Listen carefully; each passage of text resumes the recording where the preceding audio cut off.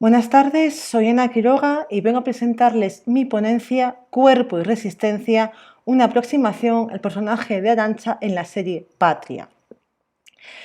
Mi idea con esta propuesta que les traigo es hacer un estudio del cuerpo en relación a esa construcción de la identidad y de la subversión y de la sujeción que se presenta en el personaje de Arantxa a lo largo de su transformación como personaje, es decir, cómo ese ictus que sufre durante los eventos que se registran en la serie va a transformar el modo en que ella se relaciona con los demás y el modo en que ella se percibe como sujeto activo.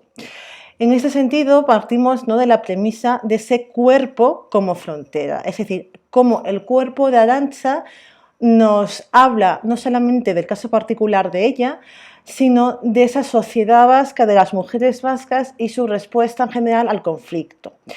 Se trata de un estudio, ¿no?, en el que partiríamos un poco de esa idea de su duelo, es decir, cómo Arantxa gestionará el duelo particular y el duelo general del terrorismo, pero también de esa resistencia a la opresión del Estado nacional, es decir, el Estado nacional significado a través del Estado español y esa identidad vasca. Y cómo se muestra ese duelo interno, esa resistencia a la construcción de la nación, ¿no? Y al mismo tiempo cómo rechaza toda violencia de una manera activa y proactiva. Es decir, cómo resuelve la cuestión de la no violencia a través de esa realidad que ya experimenta tras sufrir un ictus. Es decir, que podríamos hablar, ¿no?, de cómo habitar, ¿no?, ese cuerpo desde los márgenes y desde la respuesta activa que le permite en ese sentido el mínimo gesto tras sufrir ese ictus. Empezaríamos diciendo que realmente el personaje de Arantxa sufre un cambio, ¿no?, y incluso en cómo es mostrado. Antes de sufrir ese ictus es un personaje activo, dinámico, que sale de fiestas, después se casará y tendrá una hija y tendrá una vida bastante activa. Y es mostrado, como vemos aquí, en planos contrapicados, picados, pero siempre con mucho dinamismo, ¿no? Y ese contraste llama la atención con esa posterior vida de Arantxa postrada en ese sentido o limitada en la silla y con la tablet como única vía de expresión social, ¿no? Es decir, como única vía de comunicación. Y esa limitación le va a posibilitar en ese sentido una capacidad para existir y resistir a la norma a través del mínimo gesto, ¿vale? Y realmente, tendríamos aquí que los objetivos principales que nos han llevado a cabo esta investigación sería, por una parte, analizar la evolución de Arantxa tras la enfermedad, es decir, cómo se adapta a ese medio, y por otra parte entramos en lo simbólico, ¿no? Es decir, cómo ese gesto mínimo de Arantxa recoge sentimiento de la sociedad y cómo ese gesto mínimo rechaza toda violencia y, como decíamos, rechazaría también la cuestión identitaria nacional española y vasca, rechaza toda cuestión nacional y busca en el gesto mínimo un diálogo constante y una vía alternativa a la resolución del conflicto que se gestiona siempre desde una sujeción plena, desde la acción plena, desde, como decíamos, la no violencia. Asimismo, las hipótesis que se han establecido serían dos. Por un lado, ese gesto mínimo de Arantxa nos serviría a modo de síntesis sociológico en Patria, ¿no? Como decíamos, es una suerte, ¿no?, de aproximación a la postura del diálogo y a la apuesta por el diálogo a través de la no acción o de la imposibilidad total de un gesto pleno debido a esa limitación del movimiento, pero que existe y es proactivo. Y que de alguna manera traduce también en esa negación a la violencia. Es decir, Arantxa, tras estar casada con un marido maltratador, sale de esa relación y se ve enfrascada, ¿no?, sufre un ictus, y ese ictus es ese que le va a llevar a estar postrada en una silla y que va a hacer que su madre vuelva a ser, digamos, un poco la figura de coacción que va a delimitar sus movimientos, ¿no? Y en este punto que deja una cosa clara, que es que Arantxa va a negarse tanto a esa visión nacional española que tiene su marido, y de hecho le va a llamar claramente facha, Y también esa visión nacionalista de su madre, ¿no? Esa visión del País Vasco y esa visión de independencia. Ella va a rechazar todo tipo de argumentos nacionalistas y va a intentar el diálogo como vía de resolución final, ¿no? Y así, en ese sentido, bueno, decir que la metodología que hemos empleado tomaría como vértice el trabajo de Butler, en concreto su obra La fuerza de la no violencia, pero también su anterior trabajo, Mecanismos psíquicos del poder, ¿no? Lo que nos ha interesado de esas dos obras es cómo se construye esa sujeción y cómo el cuerpo como dispositivo responde a través del gesto mínimo, de la imposibilidad, ¿no? Del gesto mínimo, que es una mirada muy limitada o una acción determinada por las palabras que transmite a través de la tablet, y cómo esos gestos mínimos hablan de un diálogo y buscan, por las acciones posibles, evitar la confrontación y una apuesta plena por la horizontalidad. A la hora de abordar este caso en concreto, lo que hemos hecho es apostar por dos tipos de análisis. Entender, ¿no?, que la restricción que experimenta Arantxa se transmuta en dos tipos de restricción. Por una parte, la interna, que es la que experimenta la propia Arantxa y a la que ha de hacer frente desde su corporalidad, es decir, la limitación que sufre Arantxa al verse postrada, no, y a veces limitada por el ictus, a no poder moverse y al casi no poder hablar por sí misma, va a ejercer por sí misma va a ser en sí una restricción interna, ¿no? Y luego está la externa, que es la que se condiciona y se estructura por el entorno que va a estar constituido por muchos elementos, pero que en este caso hemos estudiado a través de la madre, de Miren, y de la asistenta que cuida de ella, Celeste.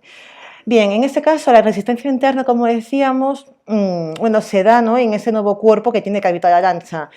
Y muestra esa transición hacia una realidad nueva en la que entran en acción las resistencias externas. Es decir, es esta resistencia interna del cuerpo la que posibilita la entrada a una nueva respuesta, a las resistencias externas. Es decir, desde el cuerpo Arantxa se comunica de la manera en la que ella puede, ¿no?, y construye un diálogo y se encamina hacia las resistencias externas. Es decir, la resistencia interna es la que nos da las vías para acceder a la resistencia externa.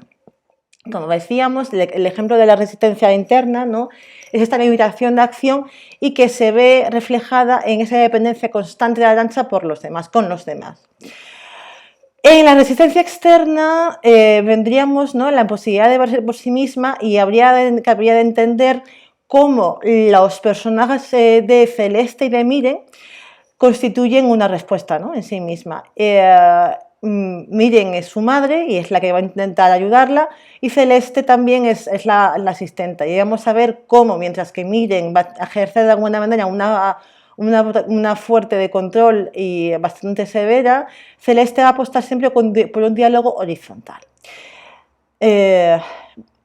Y en el caso, ¿no?, de Miren, de su madre, es interesante porque se construye, ¿no?, a sí mismo una contradicción. O sea, por una parte, una contradicción no, pero una problemática, ¿no? Digamos que la madre de Arantxa apoya la causa de su hijo, que es etarra y ha cometido un atentado, y apuesta totalmente por la vehemencia, ¿no?, del Estado vasco, apuesta por defender a su hijo y calumniar, ¿no?, y decir que todo lo que digan los demás es mentira. Y asume un rol, ¿no?, de huella del hogar, es decir, de proteger todo elemento externo, el recuerdo de la acción de su hijo, y proteger también la dignidad de su hijo, ¿no?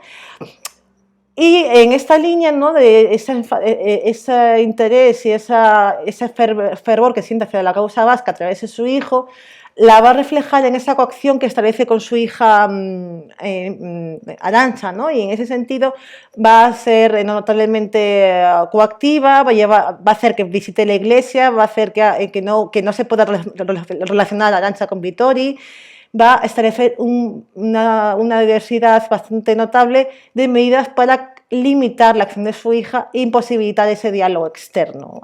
Es decir, se relacionaría con su hija desde el control. Y esto se ve bien en algunos planos, como por ejemplo este plano medio, el primer plano, en el que vemos cómo la mirada de la madre está siempre coaccionando, enmarcando a la hija, ¿no? La externa, la influencia externa que tenemos, la segunda externa a destacar sería la de Celeste, ¿no?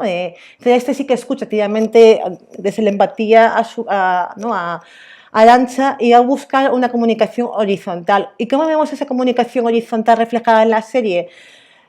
Bueno, pues a través de momentos muy claves, como por ejemplo que es ella la que asume el peso, ¿no? de Arantxa en esos momentos, y no por una imposición fortuita, sino porque es la misma Arantxa la que insiste que Celeste la duche, la acompañe y esté constantemente en ella. ¿Y cómo podemos ¿no? asociar, asegurar esa confianza de Arantxa? Pues en miradas cómplices, como el gesto, ¿no? que emite cuando es Celeste la que está ahí, la que la apoya, ¿no? Es decir, gestos mínimos que significan muchísimo y que nunca van destinados a la madre y siempre van enfocados a la mirada de Celeste, de la cuidadora. No, en ese sentido es interesante observar cómo Celeste se constituye como una vía de apoyo frente al rechazo de la madre. Y Miren, es decir, la madre se constituye como una búsqueda del control absoluto en esa vuelta involuntaria al útero materno, ¿no? ¿no? Y como que digamos que Arantxa en estas dos vías externas buscaría la tercera vía, ¿no? Que es ese descrédito del cuerpo-nación y ese rechazo de todo ese discurso nacionalista para buscar siempre el diálogo con Vittori, ¿no? Intentar una resignificación del diálogo y una transcripción de la memoria en el sentido de que intenta crear una memoria alternativa y diferente. Y esto se ve muy bien en planos como este, ¿no? que a pesar del apoyo constante de Celeste y de su madre, lo que hace siempre Arantxa es intentar, de manera retrospectiva, volver en sí y buscar una respuesta desde su cuerpo, ¿no? Y desde su cuerpo y desde su subjetividad. Como conclusión diríamos que lo que nos plantea el personaje de Arantxa es el rechazo total a la violencia, ¿no? Lo que plantea es una recapitalización de la no violencia desde el gesto mínimo.